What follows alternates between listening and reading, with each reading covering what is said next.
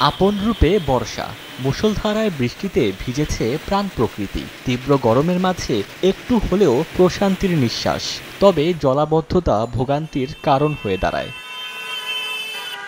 রোববার সকাল থেকে সারাদিনই দেশের কোথাও না কোথাও বৃষ্টি হয়, তবে চট্টগ্রাম ও খুলনা অঞ্চলে হয় ঝুম বৃষ্টি। এতে তলিয়ে যায় মহানগর ও জেলার বিভিন্ন নিচু সড়ক এবং অলিগলি। হাঁটুসমান জলাবদ্ধতার কারণে চরম ভোগান্তিতে পড়তে হয় কাজের সন্ধানে বের হওয়া মানুষকে।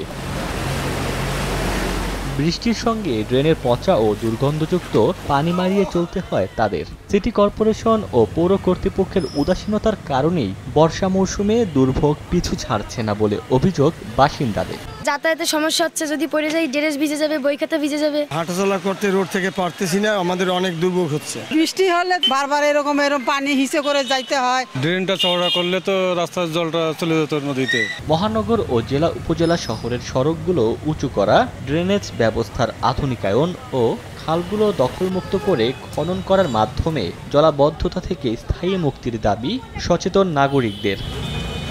ওমর ফারুক, সময় সংবাদ।